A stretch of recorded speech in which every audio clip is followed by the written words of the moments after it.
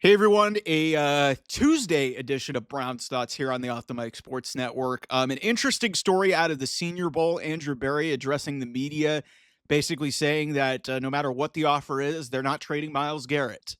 And you know what is he supposed to say? I mean, come on, like Myles Garrett might. He's not. I don't think he's going to win Defensive Player of the Year, but the fact that he's even in consideration, given the Browns won only 3 games this year, is remarkable. This is one of the best defensive players, maybe of modern time.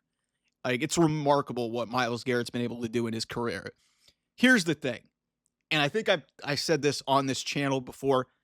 If you're the Browns, you have to at least explore this and at least explore the possibility of trading Myles Garrett. He's the best trade asset on your roster that you have. He's made it very clear that he's not going to stick around for a rebuild, and he wants to compete and win championships. And I hate to break it to you, Browns fans, this team is not close. Yeah, they made it to the playoffs 2 times in, you know, the amount of time that Kevin Stefanski's been with this team, but I don't feel good about it because here's realistically, let's look at this for a second. Because I've seen a bunch of different directions when it comes to the quarterback, and because that the quarterback's not just the only issue. They're like Joel Bitonio could retire. Like they can potentially have to deal with like offensive line like shuffling. Like they're gonna have to figure out who plays left tackle because Jedrick Willis stinks, and they're just gonna let him go or trade him or do whatever. Like it's not even worth that. The defense, you don't know if Jeremiah Owusu-Koramoah, your best defensive player outside of Myles Garrett, is going to be healthy, so that's a problem. Um, and it's just you really have like I mean, secondary's been a nightmare. Juan Thornhill's been a bust. They tried John Johnson, that didn't work. Like they've got issues. It's not just the quarterback. Like one thing that's been made abundantly clear by that Deshaun Watson move, everybody thought, oh, the Browns are a quarterback away. They're not. Okay. And as great as Myles Garrett is, what benefit does it really give you to keep him around, given how amazing he is? Um, if like you're not going to compete, and you could very easily get at least one, maybe multiple first round picks. I think for Myles Garrett, that's how valuable he is. Like edge rushers like Myles Garrett do not grow on trees.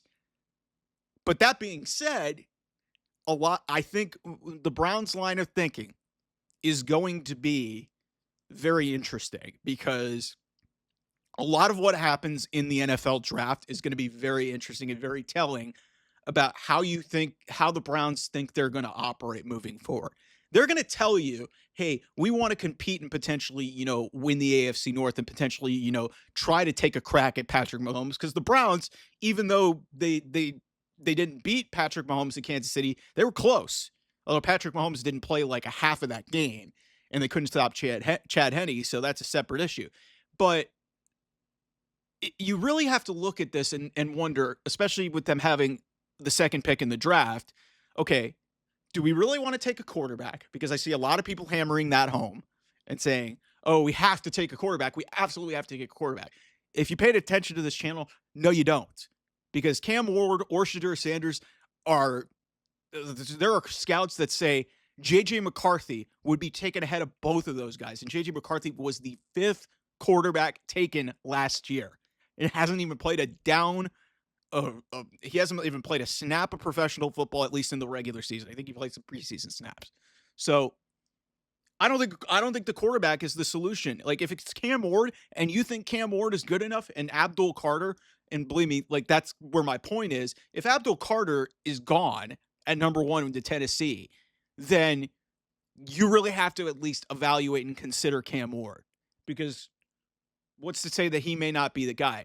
If it's Shadur Sanders, I really do not trust that at all because one, I don't trust the family. And frankly, I think Shadur is kind of toxic. And I just don't think, especially after this disaster that's happened the last 3 years with Deshaun Watson, that you want to bring another bit of drama into your building. So back to my point. So when it comes to that second pick, I think really where this is going to lie is Abdul Carter available at number 2? Because if that's the case, I think the Browns should absolutely take Abdul Carter out of Penn State, the defensive lineman who is, to some people, the best player in this draft. I would take Abdul Carter, and then I would look into potentially trading Myles Garrett because I don't know if you keep Myles Garrett around, if you're going to even reach the point or level that you think you're going to get to. So if you take Abdul Carter, then you potentially look at, getting younger, and Myles Garrett, it's a salary relief. You can get more picks, build your roster more, which I think is at this point just the more advantageous thing to do if you're the Cleveland Browns, because I love Myles Garrett. He may be my favorite Brown of all time. He's had some ups and downs. He had the helmet incident that a lot of people in Pittsburgh are never going to let down. But this guy has been through a lot of football, and he has delivered. He won Defensive Player of the Year last year. He has been through it all. And it sucks that, we may lose maybe the greatest modern Brown of our time.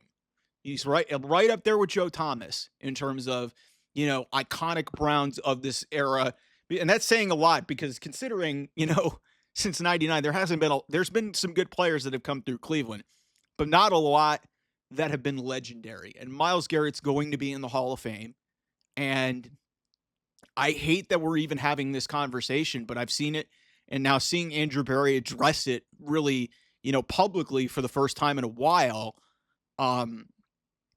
If you're the Browns, you at least have to consider this and see what the market is for him. If it's a king's ransom and you're going to be able to get multiple draft picks, multiple high-level draft picks, you at least have to consider that possibility, because you're stupid if you don't.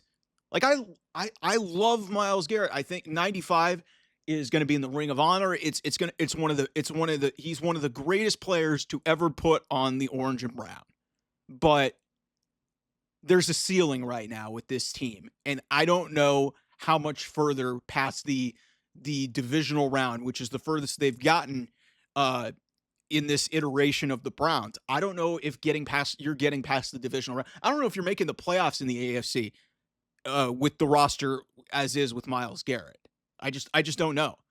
You have other needs to fill, and the best way to do that is potentially trading your greatest asset away, which stinks, but that's part of football. That's part of, running any sports team. You have to rebuild. And I think, I'm not saying this is a full rebuild for the Browns, but we were very wrong about the quarterback situation. I don't know if the young quarterback situation, like if you're serious about taking Cam Ward at the top of this draft, that tells me that you're not ready to win right now. Okay? Because like I said, Cam Ward, in terms of the other quarterbacks that have been taken in the last couple of years, not as far along. It's just the reality of it. I like the kid. I've gotten to meet him and know him over the last couple of years when I covered him in the Pac-12 when he was at Washington State. But it's just like there are flaws to his game. And as I said, universally thought of in the scouting community, Daniel Jeremiah, one of the most respected, names in the draft process and all over scouting, has said on multiple occasions, J.J. McCarthy, who was the 5th quarterback taken in last year's draft, would be higher than both Cam Ward and Shedeur Sanders. So if you're taking a young quarterback, that's another indication of Myles Garrett. Hey, you're not seriously thinking about contending. You may bring in a veteran quarterback, but is Kirk Cousins going to take you further than you think you are?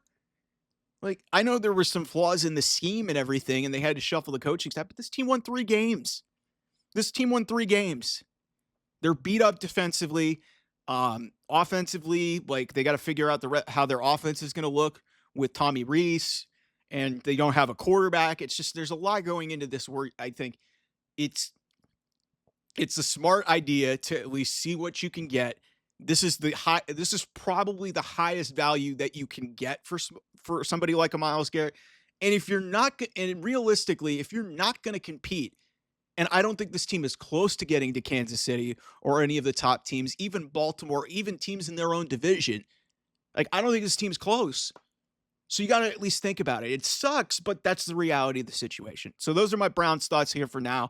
We'll have more on the channel. Obviously, Senior Bowl. We're going to have the scouting combine coming up. A lot of the NFL offseason. We'll have Super Bowl coverage here on the channel. Thanks for watching. I appreciate all the love and support. We're at over 300 subscribers. Incredible growth. I appreciate all the love and support. I will see you guys soon. Bye-bye.